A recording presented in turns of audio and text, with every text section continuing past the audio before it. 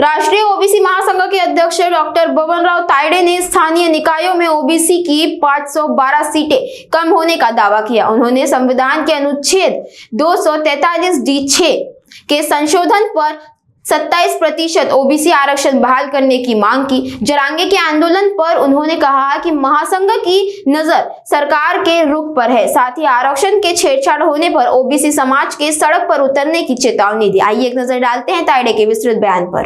सुरू असलेलं स्थानिक स्वराज्य संस्थांमधलं आरक्षण हे पूर्ववत 27% करायचं असेल तर संविधानाच्या कलम 243D6 आणि 243T6 मध्ये अमेंडमेंट करून या देशातील 60% ओबीसींना स्थानिक स्वराज्य संस्थांमध्ये 27% आरक्षण देण्याची तरतूद पूर्ववत करावी। त्याच्याशिवाय दुसरा कुठलाही पर्याय नाही। आणि म्हणून आज या ग्रामपंचायतमध्ये कमी झालेल्या 512 जागांच्या अनुषंगाने पुनश्च एकदा मी केंद्र सरकारला आपल्यामार्फत निवेदन करतो, विनंती करतो की या जागा पूर्ववत करण्याकरता संविधानाच्या कलम 243D6 आणि T6 मध्ये लवकरात लवकर अमेंडमेंट करून या देशातील 60% ओबीसींना न्याय मिळवून द्यावा।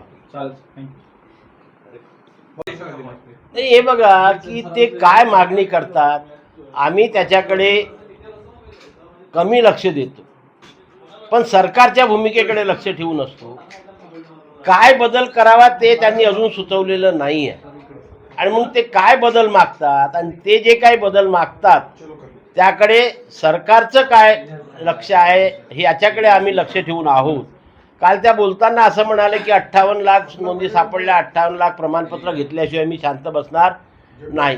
अरे बाबा, 1986 पासून आतापर्यंतच्या सापडलेल्या 58 लाख नोंदी आहे, त्याच्यापैकी 52 लाख प्रमाणपत्र सरकारने ऑलरेडी निर्गमित केलेले आहेत। आणि म्हणून वारंवार ते घेऊन समाजाची दिशाभूल करण्याचं काम जे होते आहे ते कुठेतरी थांबलं पाहिजे अशी माझी मनापासून इच्छा। आम्ही सांगितलं आम्ही त्यांच्या भूमिकेकडे आता लक्ष देत नाही, आम्ही सरकारकडे लक्ष ठेवून आहोत की सरकारने आम्हाला जे वचन दिलेलं आहे, जे आश्वासन दिलेलं आहे की कुठल्याही परिस्थितीमध्ये सरसकट कुटुंबांची प्रमाणपत्र देणार नाही आणि ओबीसीच्या आरक्षणाला धक्का लागणार नाही। या दोन गोष्टीवर सरकार मतपरिवर्तन करते आहे का आणि नवीन काही शासन निर्णय देण्याच्या मनस्थितीमध्ये आहे का याच्याकडे आम्ही लक्ष ठेवून आहोत। आणि त्याच्यामध्ये बदल करण्याच्या मानसिकतेत ज्या दिवशी सरकार येईल त्या दिवशी या राज्यातील 60% ओबीसी रस्त्यावरती येऊन स्वतःच्या संविधानिक अधिकाराचं रक्षण करण्यास सज्ज आहे। कालही होता, आधी उद्या राहणार। लक्ष्मण हाके सुद्धा आंदोलन करणार आहे। अनेक संघटना महाराष्ट्रामध्ये, कोणाला ज्यांना जे वाटते करावं, मी सर्वांना शुभेच्छा देऊ शकतो, बस एवढं सांगू। हे बघा की ज्या दिवशी सर्वोच्च न्यायालयाचा हा निर्णय आलेला होता की स्थानिक स्वराज्य संस्थेच्या निवडणुकीमध्ये SC, ST आणि OBC तिन्ही प्रवर्ग मिळून एकूण आरक्षण 50% जास्त देता कामा नये, त्या दिवशीपासून राष्ट्रीय ओबीसी महासंघाची जी भूमिका आहे की आम्हाला हे माहीत होतं SC समाजाला त्यांच्या लोकसंख्येच्या प्रमाणामध्ये आरक्षण द्यावं लागतं, ST समाजाला त्यांच्या लोकसंख्येच्या प्रमाणामध्ये आरक्षण द्यावं लागतं।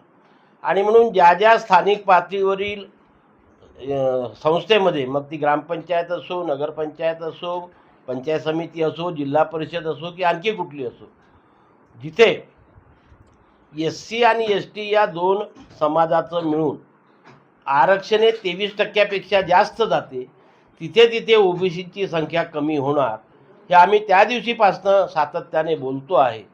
आणि त्याचीच प्रचिती आज ग्रामपंचायतच्या 512 जागा कमी होण्यावर झालेली आहे। आणि म्हणून आमची केंद्र सरकारला तेव्हापासून आतापर्यंत